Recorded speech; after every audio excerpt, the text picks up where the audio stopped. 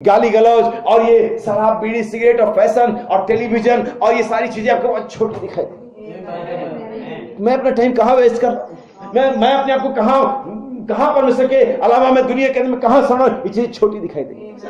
Hallelujah. अगर आप ऊपर जाओगे, लेकिन जितना आप नीचे रहोगे चीजें और बड़ी हो जाएंगी। आमीन। सो आज वो का माँ यहाँ पर है आपको ऊंचाई पर ले जाने के लिए। परमेश्वर की आवाज को लाजर ने सुना और वो जिंदा हो गया। अगर आप आज आप कहेंगे भाई आलोक में तो मैं कब्र में नहीं हूँ, बाइबल कहती पूरी पृथ्वी कब्र है, सब परमेश्वर की महिमा से रहित है, सब मरे हुए हैं। यीशु आया, आमीन, ताकि लोग जीवन पाएं। जो मृत्यु की छाया की बादी में बैठे थे उन पर ज्योति चमकी। आप जो पाप की बादी में, पाप के अंधकार में, अभिलाषा के अंधकार में बैठे हो, आज प्रभु आप पर अपनी ज्योति को चमका सकता है। आप एक बार परमेश्वर से कहें प्रभु आप नीचे आ जाओ, मैं अपना मामला सही करना चाहता हूँ। आपका पाप परमेश्वर को नहीं रोकेगा। आप ये मत सोचो मैं तो इतना बड़ा पापी हूँ, इतने दिनों से पापी हूँ और मैंने ये किया और मैंने वो किया, क्या आप भी परमेश्वर ठीक कर देगा? नबी कहता आपका पाप परमेश्वर को नहीं रोकता है, आपका पाप सिर्फ आपको रोकता है। हालेलुया। शैतान फेल हो गया, परमेश्वर नीचे आया, शैतान हार गया। आमीन। शैतान जीता हुआ जब तक परमेश्वर नीचे नहीं आता। आमीन। क्या होता अगर शैतान का प्लान सक्सेस हो जाता, परमेश्वर नीचे रहते, इसने पाप कर दे, मैं छूंगा नहीं, कोई बात नहीं करूंगा, ये लोग तो गड़बड़ है, तब शैतान का प्लान सफल होता। लेकिन तब शैतान का प्लान फेल हो जाता है जब परमेश्वर नीचे आता है। हालेलुया। आप जब तक रिपेंट नहीं करते हैं, जब तक परमेश्वर आपके जीवन में नहीं आता है, तब तक शैतान का प्लान सक्सेस है। लेकिन जैसे ही परमेश्वर नीचे आता है, परमेश्वर का शैतान का प्लान क्या हो जाता है? तब एक और पुत्र आजाद हो जाता है, तब एक और कब्र खुल जाती है। बाइबल सिर्फ एक कब्र के बारे में बात नहीं करती कि एक कब्र खुल गई।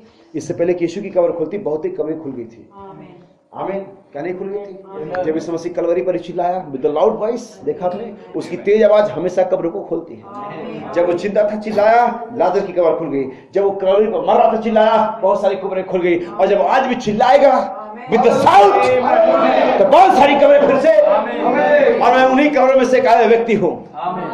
बाइबल कहते हो कब्रों में रहता था, हम भी कब्रों में रहते थे, दुष्ट आत्माओं से भरे हुए थे, नंगे थे, कोई धार्मिकता का वस्त्र नहीं था। लेकिन यीशु आया। मैं हमेशा कहता हूँ यीशु को जानने से परिवर्तन नहीं आता है, यीशु को सुनने से परिवर्तन नहीं आता है, यीशु को बिलीव करने से परिवर्तन नहीं आता है, और यीशु के बारे में पढ़ने से परिवर्तन नहीं आता है। लेकिन जब यीशु आता है तब परिवर्तन आता है। जब वो लाजर कब्रों में से रहने वाला व्यक्ति, जब यीशु आया उस रास्ते से, क्योंकि वहां से उसको सिग्नल मिल रहा था। क्या नहीं मिल रहा था उसे? फिर वो क्यों? क्या उसके पास कोई पगडंडी नहीं थी? क्या उसके पास कोई और रास्ता नहीं था? क्या उसके कब्रों में, कब्रिस्तान में से होकर के जाना जरूरी था? क्योंकि सिग्नल मिल रहा था। क्या ये छोटा सा बातपुर शहर जरूरी था परमेश्वर के लिए? क्योंकि यहाँ से एक सिग्नल मिल रहा था। क्या ये छोटा सा कस्बा जरूरी था? क्या वो झारखंड का बिहार जरूरी था? क्योंकि वहां से परमेश्वर को कुछ सिग्नल तो मिल रहा था, कुछ इंडिकेशन। यहाँ पर एक बीच है। बाइबल कहती क्या नामान की दुनिया में और कोड़े नहीं थे? क्योंकि सिग्नल एक ही जगह से मिला था।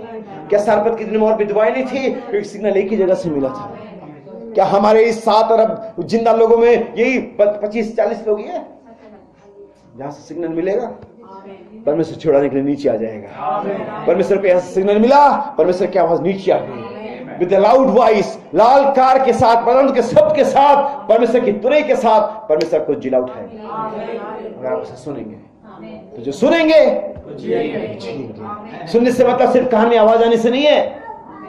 अगर आप सुनते हैं कि आगे रास्ता जाम है, आगे रास्ता कटा हुआ है, और आप फिर भी जाते गाड़ी चलाते हुए, तो आपने सुना तो, लेकिन समझे नहीं, रुके नहीं, तो आप फंसेंगे।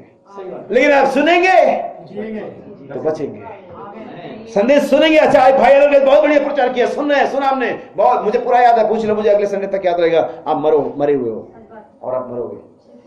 लेकिन जो सुनेंगे,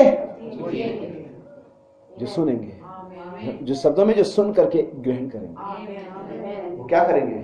जिएंगे, परमेश्वर के लिए जिएंगे, मसीह के लिए जिएंगे, संसारिकता के अंदर में नहीं, मसीह में जिएंगे। तो मेरे भाई और बहन, ये वो समय है जब परमेश्वर मनुष्य का पुत्र का आवाज चारों तरफ जा रहा है, हर एक कब्रिस्तान में, हर एक देश में, हर एक भाषा में, हर एक राज्य में, और लोग जो सुन रहे हैं वो जी रहे हैं। तो भाई बहनों, क्या हम यहाँ पर हैं? क्या हम घर जाने के तैयार हैं? Back to the Eden. Eden के अदन क्या है? परमेश्वर की सीधी उपस्थिति। अदन क्या है? परमेश्वर की सीधी आवाज, कोई बाईपास नहीं, कोई किसी के मार्फत चैनल के द्वारा नहीं, सीधा परमेश्वर है और सीधा आमीन। सो अगर आप अदन में जाएंगे तो आपका सीधा कांटेक्ट परमेश्वर के साथ होगा। पादरी बीच में कट हो जाएगा, बिशप बीच में कट हो जाएगा, संस्था बीच में कट हो जाएगी, ट्रेडिशन परंपरा बीच में कट हो जाएगा। उसने क्या किया? ये कट हो जाएगा, परमेश्वर और आप। कहां पर ये होगा? अदन में। अदन से बाहर क्या है? परमेश्वर कहता है भविष्यता से, भविष्यता कहता है लोगों से। लेकिन अदन में क्या था? परमेश्वर और अदन। जब आप अदन में जाएंगे तो परमेश्वर होगा और आप होंगे। आमीन। मंदिर का पर्दा कहां से कैसे फटा था? ऊपर से नीचे तक, नीचे से ऊपर तक नहीं फटा था, ऊपर से, ताकि ये बता सके कि ये काम किसी पादरी ने नहीं किया है, ताकि ये बता सके ये काम किसी धर्मी मनुष्य समुदाय ने नहीं किया है, ये काम स्वयं परमेश्वर ने किया।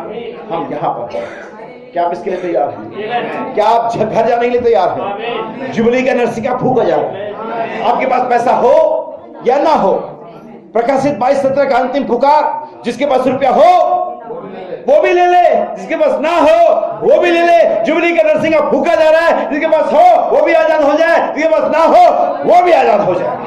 परमेश्वर आपको आशीष दे। आइए हम खड़े हो जाएंगे, अपने सर को झुकाएंगे। हालेलुया।